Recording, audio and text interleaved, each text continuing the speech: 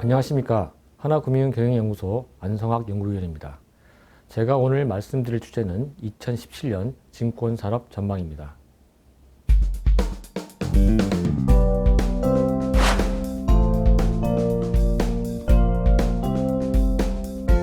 2016년 증권산업의 수익성은 지난해에 비해 약화되었습니다. 일평균 거래대금이 8조 원을 하회한 가운데 경쟁 심화에 따른 수수료율 하락이 지속되면서 주 수익원인 브로커리지 수수료가 감소했습니다. 레버 카운트를 제외한 파생결합 증권 및 펀드 등 자산관리 상품 판매 실적도 부진을 면치 못했습니다. 상품 운영 부분 또한 금리 상승에 따른 채권 운영 관련 손실뿐만 아니라 파생결합 상품 운영과 관련된 해지 손실로 실적이 악화되었습니다. 이와 같은 전반적인 실적 감소로 인해 2016년 증권사 수익성은 지난해보다 약화되었습니다.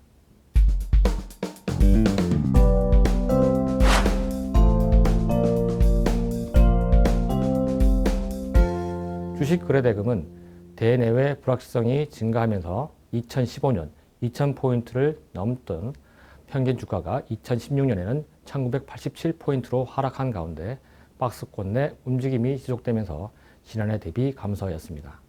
일평균 거래대금은 2015년 8.9조 원에서 2016년 7.9조 원으로 위축되었습니다. 주체별 주식 거래 규모에서는 개인 투자들의 비중이 2015년 68.3%에서 2016년 66.9%로 감소하면서 거래대금이 위축된 주요 요인으로 작용하였습니다.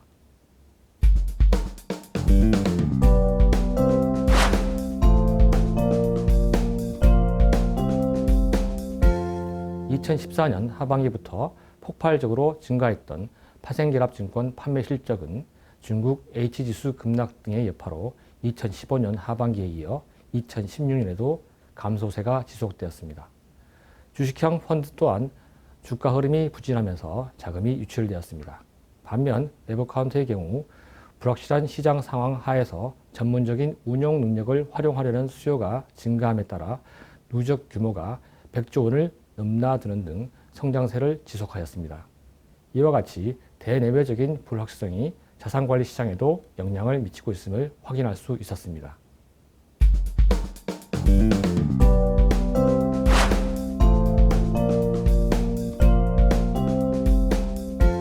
불확실성 확대에 따라 투자 심리 위축이 지속되면서 주식 거래 회복은 더딜 것으로 예상됩니다. 다만 저금리 기조 지속으로 개인 투자자들의 주식 투자에 대한 관심이 지속되면서 주식 거래 감소폭은 크지 않을 것으로 예상됩니다.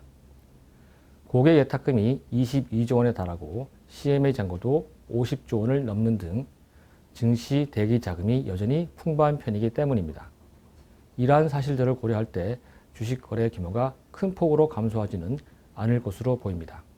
다만 개인 투자자들의 거래 비중이 최근 들어 감소하고 가계부채 등을 고려할 때 신용융자 잔액이 사상 최대치를 경신한 이후 감소할 가능성이 높다는 점은 우려할 만한 사항입니다.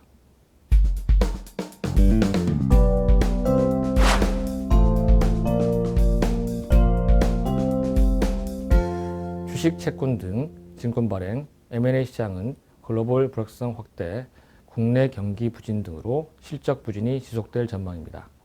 IPO 시장은 지난해 증시 침체로 연기되었던 상장이 예정되어 있으나 지난해 공모주의 실적 부진은 부정적인 요인이 될 전망입니다. M&A 시장도 경기 부진, 중국의 자국 기업 해외 투자 규제 등으로 부진이 예상되나 인수합병을 통해 신사업 기회를 모색하려는 기업들의 움직임은 M&A 시장의 활력 요인이 될 수도 있을 것입니다. 한편 채권 발행 시장은 더욱 악화될 전망입니다. 금리 상승이 진행되고 비우량 회사채의 대규모 만기 도래가 예상되는 가운데 우량 회사채만 선호하는 양극화 현상이 뚜렷해지고 있기 때문입니다.